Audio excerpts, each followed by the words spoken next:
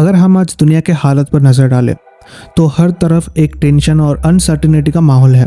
Russia Ukraine war, middle east में conflict और India Pakistan के बीच हिस्टोरिकल टेंशन, ये सब हमें एक ऐसे फ्यूचर की तरफ ले जा रहे हैं जिसके बारे में कोई सोचना भी नहीं चाहता। इन सब के बीच एक सवाल हर किसी के मन में डर पैदा करता है कि क्या होगा अगर आज न्यूक्लियर वॉर छिड़ जाए।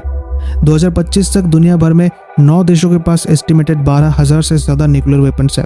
भले ही ये नंबर 1980s के पीक से बहुत कम है, लेकिन आज के न्यूक्लियर वेपन्स और उनके डिलीवरी सिस्टम्स पहले से कई गुना ज़्यादा मॉडर्न और एक्यूरेट है, जो डिस्ट्रक्शन की कैपेसिटी को कम नहीं होने देते।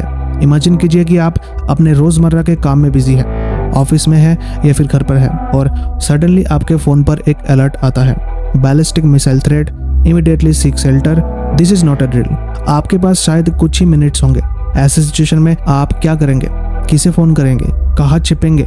ये चंद मिनट्स आपकी ज़िंदगी के आखिरी पल हो सकते हैं, और अगले 24 घंटे सिर्फ आपके शहर या देश के लिए नहीं बल्कि पूरी ह्यूमैनिटी की हिस्ट्री को हमेशा के लिए बदल देंगे।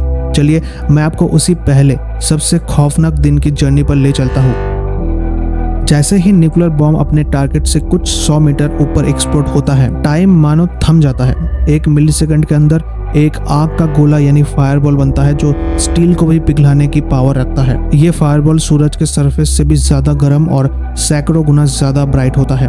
अगर आपने सीधे इसे देखने की गलती किया तो आप मीलों दूर होकर भी परमानेंटली अंधे हो जाएंगे। एक्सप्लोजन के सेंटर यानी ग्राउंड जीरो पर टेम्परेचर लाखों डिग्री सेल्सियस तक पहुंच जाता है। यहाँ इंसान, बिल्डिंग्स और पेड़ पौधे सब कुछ पलक झपकते ही वेपोराइज होकर हवा में मिल जाता है। यहाँ डिस्ट्रक्शन इतना कंप्लीट होता है कि पीछे कोई निशान तक नहीं बचता। इस फायरवॉल से एक सुपर इंटेंस थर्मल वेव यानी गर्मी की लहर निकलती है जो लाइट की स्पीड से चारों तरफ फैलती है। ग्राउंड जीरो से कई किलोमीटर दूर तक जो कोई भी इसके कांटेक्ट में आता है उसकी स्किन 3rd डिग्री बर्न्स का शिकार हो जाती है। कपड़े बॉडी पर जलकर चिपक जाते हैं और लोगों को ये समझने का मौका भी नहीं मिलता है कि उनके साथ क्या हुआ है।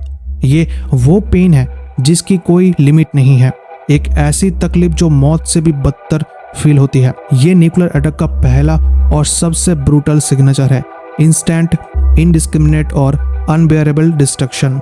अभी लोग उस जानलेवा फ्लैश और हीट से रिकवर भी नहीं कर पाते हैं कि डिस्ट्रक्शन का दूसरा फेज शुरू हो जाता है, शॉकवेव।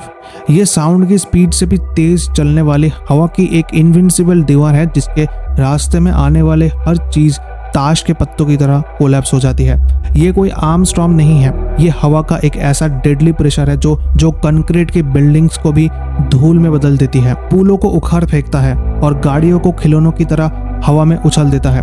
जो लोग थर्मल वेव से किसी भी तरह से बच जाता है वो अब इस शॉकवेव का शिकार बनते हैं। इसके प्रेशर से लंग फट जाते हैं, एयर डम्स बस्ट हो जाते हैं और बॉडी के इंटरनल ऑर्गन्स में ब्लीडिंग शुरू हो जाता है। हवा में उड़ते कांच और मलबा किसी शार्प नेल की तरह काम करते हैं जो किसी को भी चीर सकते हैं। शहर का मैप हमेशा के लिए बदल चुका होता है। कुछ मिनट्स पहले जो जगह रोड, बिल्डिंग्स और जिंदगियों से फुल ऑफ लाइफ थी, अब वो मलबे, आग और मौत का एक विशाल ढेर में कन्वर्ट हो चुकी है। इसी बीच एक्सप्लोजन से उठी धूल, राख और मलबा आसमान में एक जायंट मशरूम के शेप का क्लाउड बनाता है। ये न्यूक्लियर वॉर का सबसे इनफेमस सिंबल है। ये क्लाउड सिर्फ डरावना नहीं है, ये अपने अंदर मौत का सामान लिए और ऊपर उठ रहा है। अगर ये अटैक इंडिया या फिर पाकिस्तान के किसी भी बड़े शहर पर होता है तो कुछ स्टडीज के अकॉर्डिंग पहले कुछ मिनट्स में ही मरने वालों का संख्या लाखों तक पहुंच सकती है। ये सिर्फ एक शहर की कहानी नहीं होगी बल्कि ये उस ग्लोबल तबाही की शुरुआत होगी जिसकी शायद किसी ने कल्पना तक नहीं की हो। मशरूम क्लाउड अब धीरे धीरे ठंडा होकर नीचे आना शुरू होता है, लेकिन ये कोई ऑर्डिनरी क्लाउड नहीं है। ये रेडियो एक्टिव धूल, राख और पार्टिकल्स का एक जहरीला मिक्सर है जिसे फॉलआउट कहते हैं। ये काली ग्रीटी स्नोफॉल की तरह दिख सकता है, लेकिन असल में ये मौत की बारिश है। ये फॉलआउट जमीन, पानी और हर सरफेस पर जम जाता है। ये इनविजिबल है, इसका कोई टेस्ट या फिर स्मेल नहीं होता है, लेकिन ये आपकी बॉडी के सेल्स को अंदर से तबाह करने की कैपेसिटी रखता है। जो लोग किसी तरह एक्सप्लोजन और शॉकवेव से बच गए वो अब इस साइलेंट किलर के निशाने पर होते हैं। अगर आप बाहर हैं तो ये आपके कपड़ों और स्किन पर चिपक जाएंगे। अगर आप इसे इनहेल करके अंदर लेते हैं या फिर कॉन्टामिनेटेड पानी पी लेते हैं तो ये आपकी बॉडी में दाखिल हो जाएंगे। रेडिएशन की पहली डोज मिलते ही एक्यूट रेडिएशन सिंड्रोम के सिम्टम्स दिखने शुरू हो जाते हैं, नौसिया, वॉमिटिंग और हेडेक। कई लोगों को लग सकता है कि वो शॉक या फिर धूल की वजह से बीमार है, लेकिन असल में उनकी बॉडी के सेल्स मरना शुरू हो चुके होते हैं। जो लोग बेसमेंट या स्ट्रॉन्ग बंकर्स में छिपे हैं वो शायद कुछ टाइम के लिए सेफ रह सकते हैं, लेकिन बाहर की दुनिया अब एक जायंट रेडियो एक्टिव डेजर्ट बन चुकी है। रेस्क्यू टीम्स का पहुंचना लगभग इम्पॉसिबल है, क्योंकि हर सड़क जाम है, हर बिल्डिंग रुइंस में है और हवा खुद जहरीली है। बिजली, पानी, इंटरनेट, फोन सब कुछ ठप हो चुका है। आप दुनिया से कट चुके हैं और आप बिल्कुल अकेले हैं। पहला दिन खत्म होते होते दुनिया एक ऐसे रियलिटी का सामना करती है जिसे शब्दों में बयां करना मुश्किल है। जिन शहरों पर अटैक हुआ है वहां आग के विशाल तूफान यानी फायर स्टॉर्म्स उठ रहे हैं। ये आग इतनी बड़ी और गर्म होती है कि वो अपना वेदर खुद बनाने लगती है और अपने आसपास की ऑक्सीजन को सोखकर उन लोगों का भी दम घूट देती है जो शायद बंकर्स में छिपे हो। हॉस्पिटल डिस्ट्रॉय हो चुके हैं या जख्मियों से भरे पड़े हैं। डॉक्टर्स और नर्सेस या तो खुद मर चुके हैं या फिर जख्मी हैं। मेडिसिन की कोई सप्लाई नहीं है। लोग दर्द से तड़प रहे हैं, लेकिन हेल्प करने वाला कोई नहीं है। सोसाइटी का स्ट्रक्चर पूरी तरह से टूट चुका है। लॉ एंड ऑर्डर खत्म हो चुका है। अब सिर्फ एक ही कानून चलता है, जिंदा रहने का कानून। लेकिन ये सिर्फ लोकल तबाही नहीं है। एक लिमिटेड न्यूक्लियर वार जैसे कि इंडिया और पाकिस्तान के बीच न्यूक्लियर वार भी ग्लोबल कॉन्सिक्वेंसेस देगा। इन शहरों के जलने से उठा करोड़ों टन धुआं और कालिक एटमॉस्फेयर के ऊपरी हिस्से यानी स्ट्रेटोस्फीयर में पहुंच जाएंगे। ये कालिक एक मोटी चादर की तरह धीरे धीरे पूरी अर्थ को ढाक लेगी और सूरज की रोशनी को धरती तक आने से रोक देगी।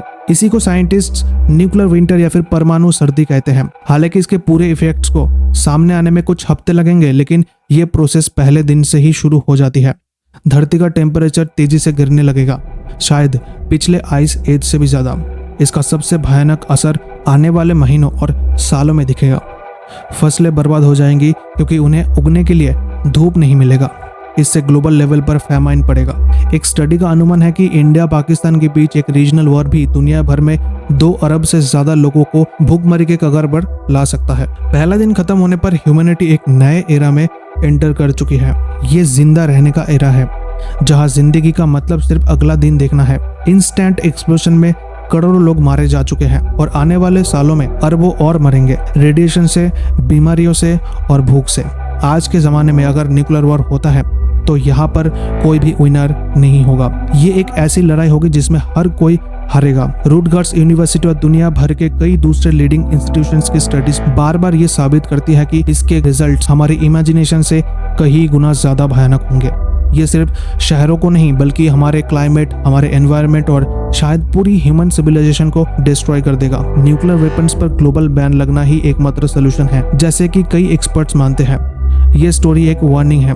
ये हमें याद दिलाती है कि पीस कोई ऑप्शन नहीं बल्कि हमारी सबसे बड़ी जरूरत है, क्योंकि अगर हमने हिस्ट्री से सबक नहीं सीखा तो शायद फ्यूचर की हिस्ट्री लिखने के लिए कोई बचेगा ही नहीं। ये सोचना भी स्कैरी है, लेकिन ये एक साइंटिफिक रियलिटी पर बेस्ड वार्निंग है। न्यूक्लियर वेपन सिर्फ हथियार नहीं है, वो इस प्लेनेट से लाइफ को मिटाने की गारंटी है।